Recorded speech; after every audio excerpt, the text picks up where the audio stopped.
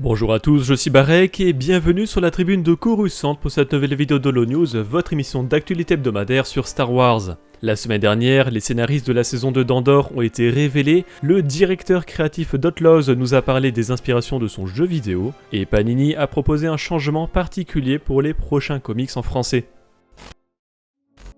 Les deux premiers épisodes d'Acolyte sont sortis mercredi dernier, mais la promotion se poursuit, avec dans un premier temps une vidéo présentant le travail apporté sur les combats. I probably would have had a heart attack. Et puis deux nouveaux spots TV ont été montrés, avec plusieurs images inédites. L'épisode 3 de Acolyte sort mercredi sur Disney+. No pattern. Who's next?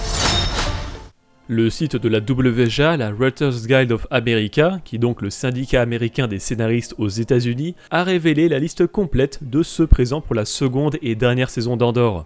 Ainsi, les 3 premiers épisodes seront écrits par Tony Gilroy, le showrunner, producteur exécutif et scénariste des épisodes 1 à 3 et 11 à 12 de la saison 1, soit les 2 arcs de Ferrix, et il était également scénariste sur Rogue One.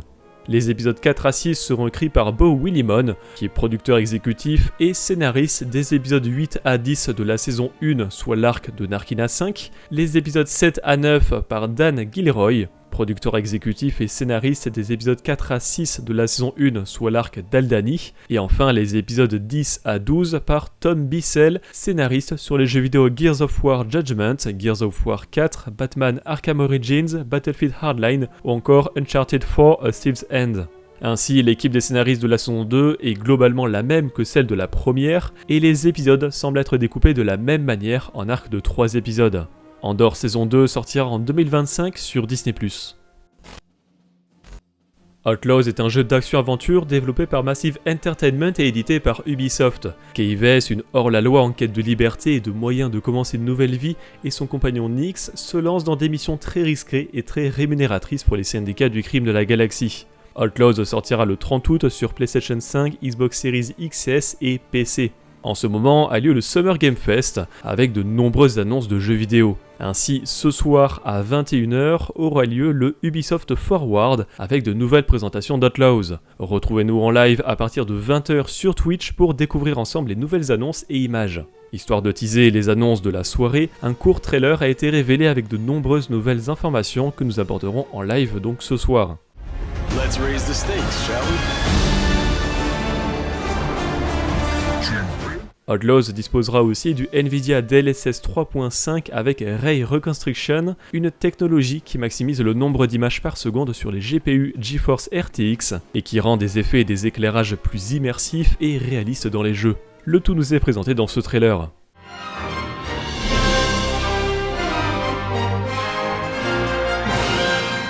De plus, l'équipe créative du jeu a été interviewée par Entertainment Weekly en nous offrant quelques nouveaux concept art exclusifs.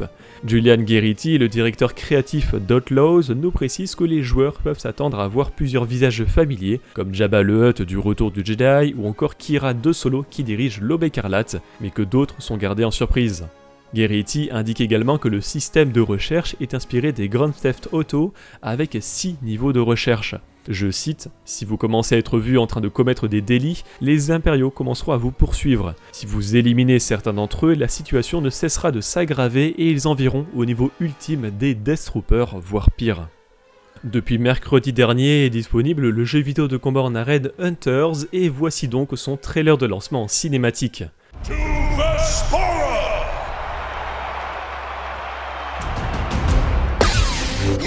Dans Hunters, vous incarnez un des nombreux chasseurs disponibles aux capacités variées. Vous affrontez d'autres joueurs dans plusieurs modes de jeu en 4v4.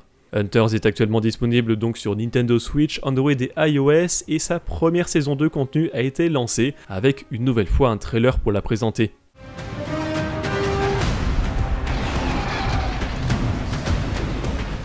Enfin, c'est la bande originale complète du jeu vidéo par Gordy Hab qui est désormais disponible sur toutes les plateformes avec 20 titres et 23 minutes de musique.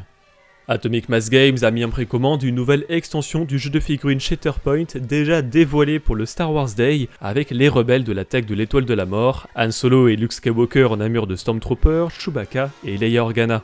Cette extension s'appelle This is Some Rescue Squad Pack et sera disponible à partir du 2 août pour 49,99$. Pocket Imaginaire a annoncé sur ses réseaux sociaux le report d'un mois du 11 juillet au 14 août du roman adulte de la vague 1 de la phase 3 de la Haute République, L'œil des ténèbres de George Mann. Le roman se place donc une semaine avant le premier comic de la phase 3, Les Ombres du Flambeau, qu'il faut d'ailleurs mieux lire avant le roman de préférence. Panini Comics a annoncé ses numéros Star Wars à sortir pour octobre et novembre avec pas mal de changements. En octobre sortira la suite des 4 crossovers Wars Bounty Hunters, Crimson Reign, Hidden Empire et Dark Droids qui font le pont avec le retour du Jedi. Ces comics des séries régulières Star Wars et Dark Vador, sachant que Dr. Aphra et Bounty Hunters se sont conclus dans Dark Droids, ne sont donc plus du tout des crossovers, mais Panini a fait le choix de poursuivre l'édition des comics en priorité avec le format mix softcover-hardcover. Et vont venir s'ajouter aux séries Star Wars et Dark Vador d'autres mini-séries et one-shots qui n'ont pas vraiment de rapport, comme Jango Fett, Inquisitors et le numéro spécial des 25 ans de la menace fantôme, dans une série de tomes intitulée Bounty Hunters and Inquisitors. Cependant, comme les 4 précédents crossovers, la poursuite de ce format n'empêchera en aucun cas les 100% Star Wars classiques de sortir par la suite, à savoir pour Star Wars, Dark Vador, Jango Fett et Inquisitors. Enfin, en novembre sortiront en 100% Star Wars les séries régulières de la phase 3 de la Haute République, avec la Haute République tome 1 et la Haute République les Aventures tome 1. Le 4e tome de la série The Edge of Balance de la Haute République ou Un équilibre fragile en VF a été annoncé avec un synopsis et une date, mais un second volume est aussi prévu pour 2025.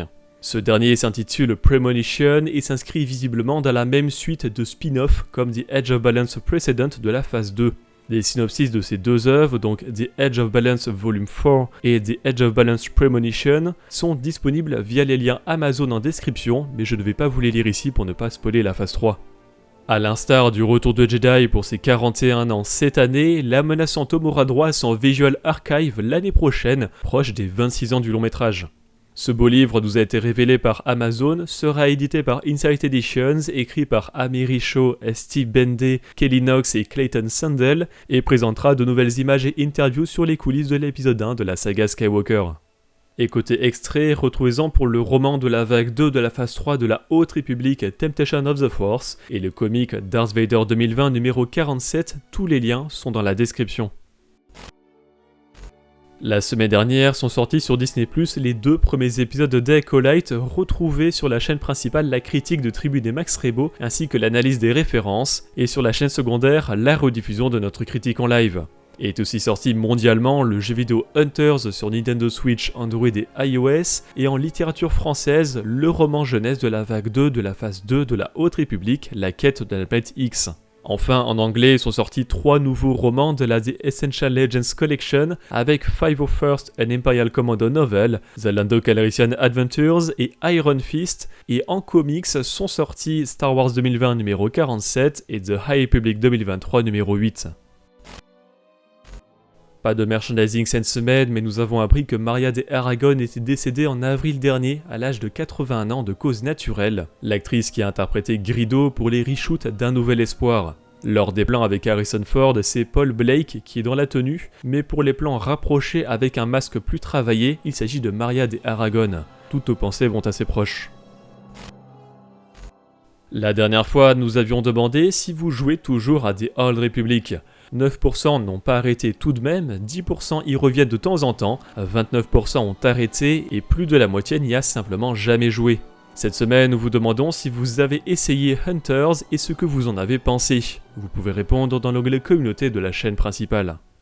Merci d'avoir regardé cette vidéo, j'espère qu'elle vous a plu. N'hésitez pas à laisser un like, à la partager et à vous abonner en activant les notifications si vous ne voulez pas rater les prochaines vidéos de la tribune de Coruscant.